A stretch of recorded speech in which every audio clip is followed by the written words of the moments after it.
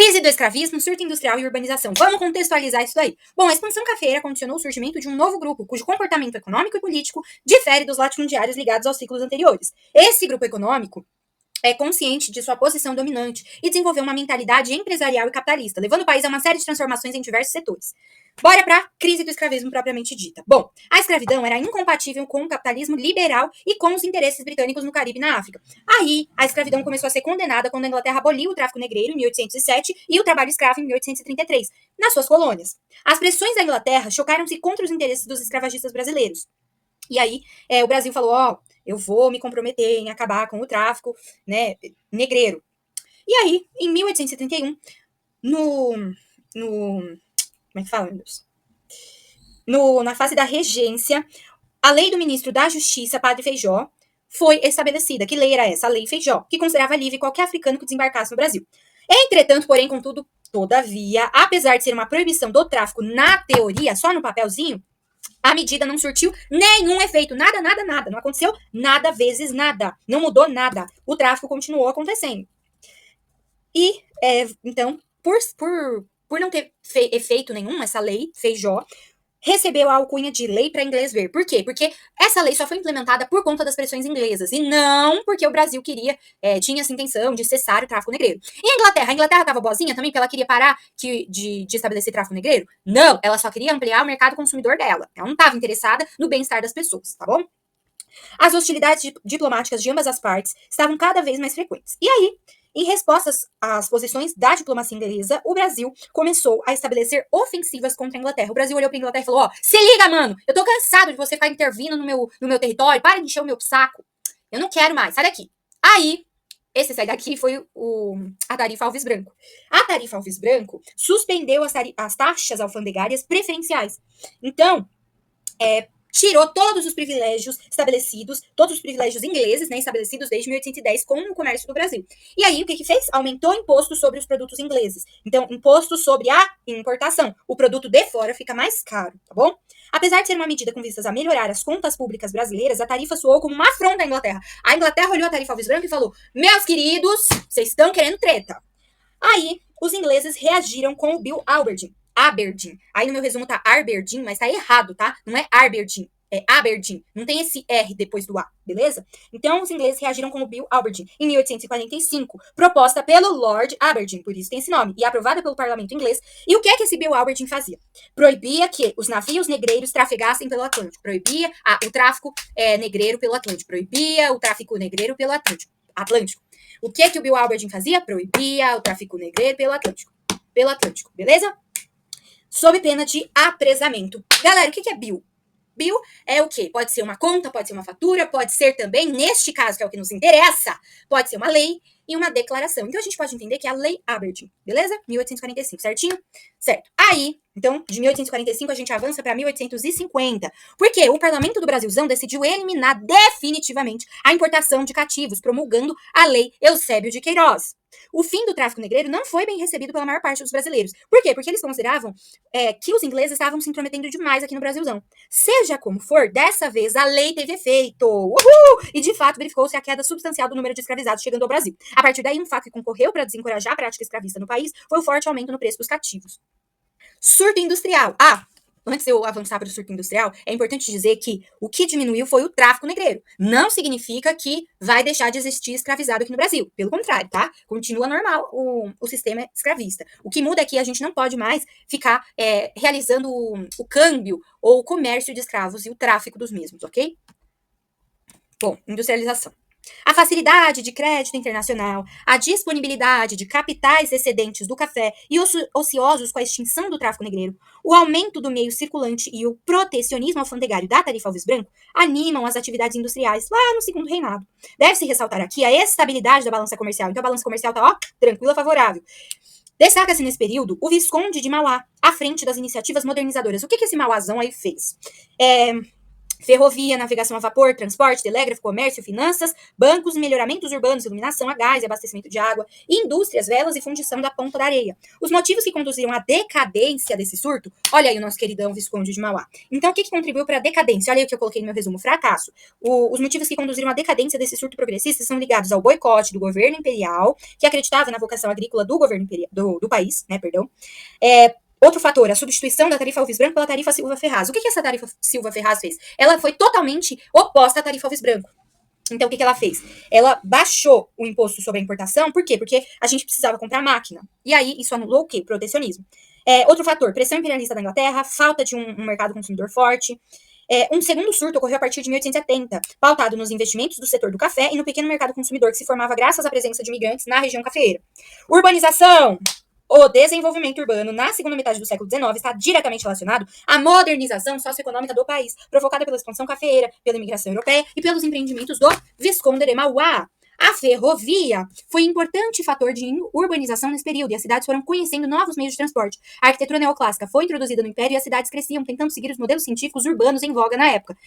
Impulsionados pela publicidade que crescia em decorrência da expansão comercial, multiplicavam-se os jornais em circulação. Presta atenção aqui, tá? Jornal em circulação começou a se multiplicar. Intensificava-se a vida política, principalmente nos centros mais importantes como São Paulo e Rio de Janeiro.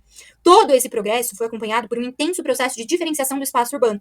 As ricas residências e o comércio ocupavam as áreas mais bem servidas pelos melhoramentos públicos, enquanto as camadas mais pobres iam lá, ó, para a periferia. Em alguns locais começavam a surgir os primeiros bairros operários.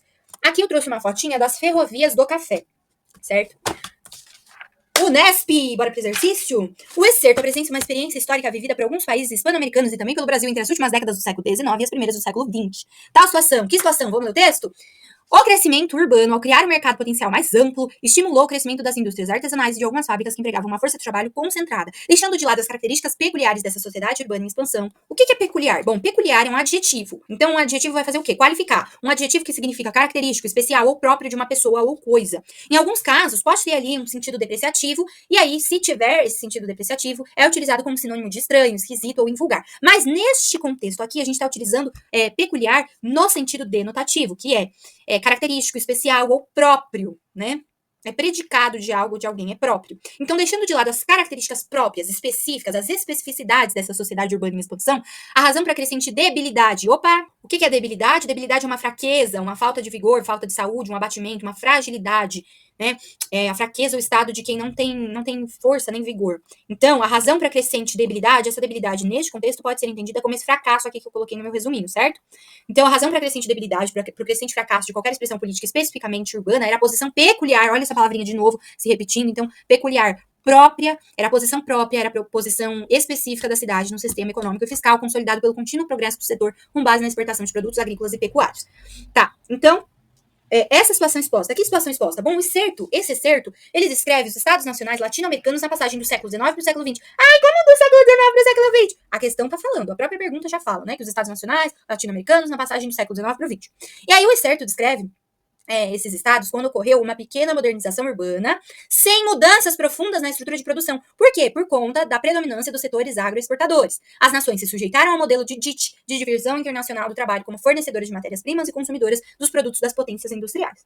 Então, tal situação gerou excessivas crises econômico-financeiras na região e acentuou o controle imperialista estadunidense? Não.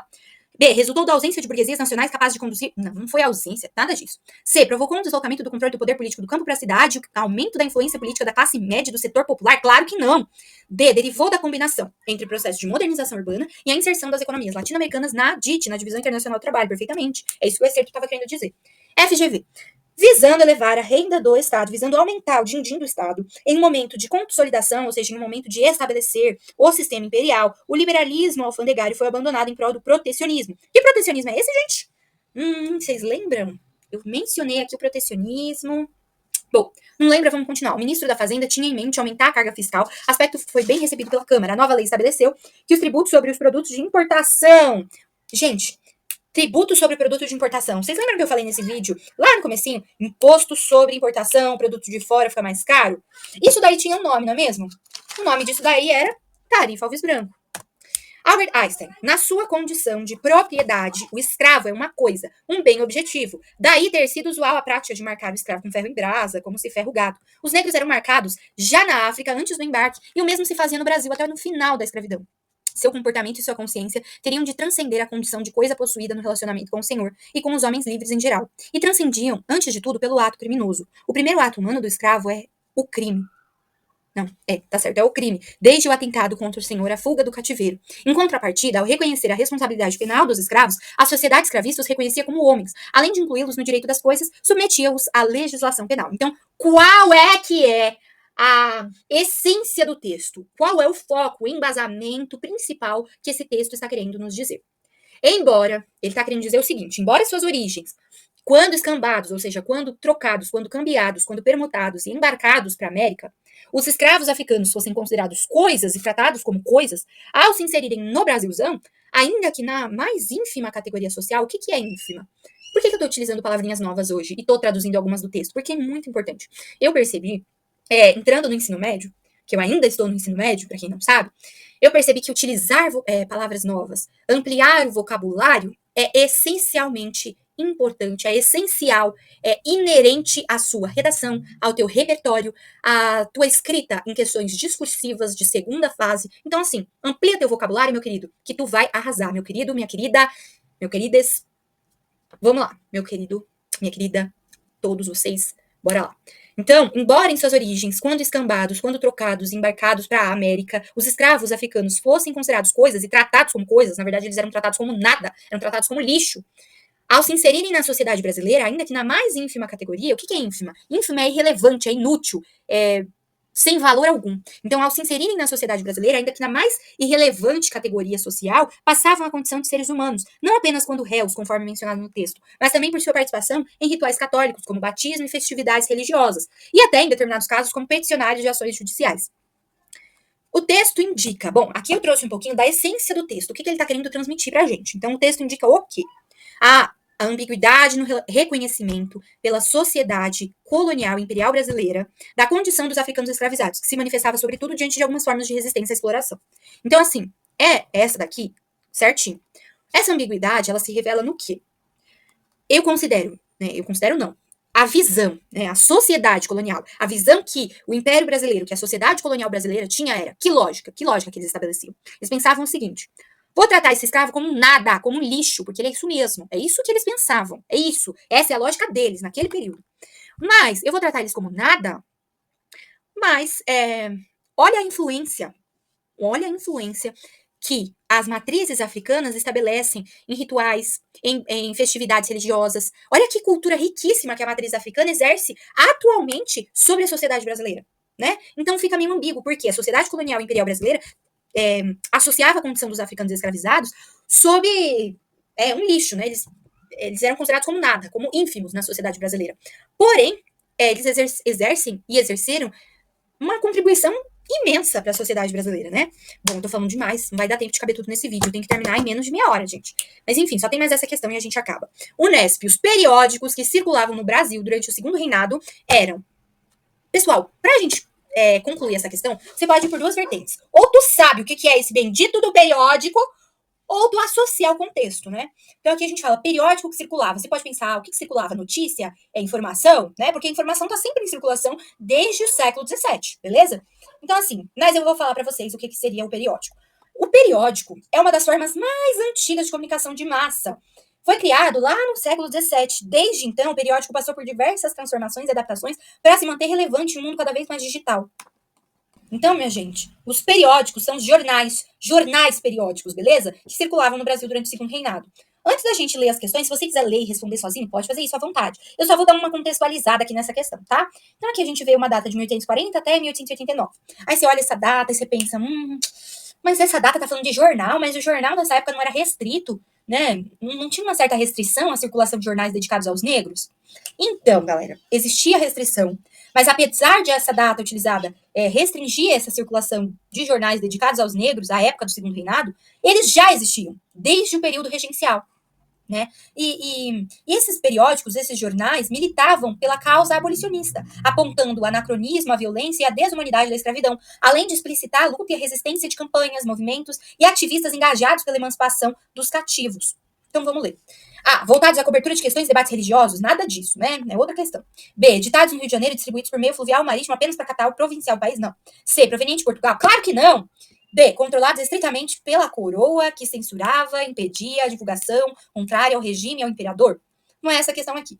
E. Publicados, sobretudo, pelos setores brancos hegemônicos, com a presença de alguns jornais escritos por negros e dedicados aos negros. Perfeitamente. Se você quiser, eu vou citar aqui algumas publicações que, se você quiser dar uma pesquisada, eu acho bem legal, tá? Mas eu já vou me despedindo de vocês. Obrigada por assistirem o vídeo até aqui. Se você gostou, coloca aí a tua opinião, né? Se você gostou, dá um like, sei lá. Se não gostou, também tá tudo bem. Manda aí tua opinião do vídeo, o que eu posso te ajudar, se eu posso te ajudar em mais alguma coisa, beleza? Então, vamos lá. Vou falar aqui as publicações que se destacam, né? Os periódicos. Tem a publicação O Homem de Cor, da Tipografia Fluminense, que revelara Machado de Assis. Tem outra também, que é O Cidade do Rio, de José do Patrocínio e a Gazeta da Tarde, da Ferreira Menezes. Esses que eu acabei de digitar, né, o Cidade do Rio e a Gazeta da Tarde, eram de propriedade de negros, né? Olha que legal. Então, eu acho que convém, sim, dar uma pesquisadinha, beleza? Então, é isso, galera. Espero que vocês tenham gostado. Tchau, tchau. Até a próxima.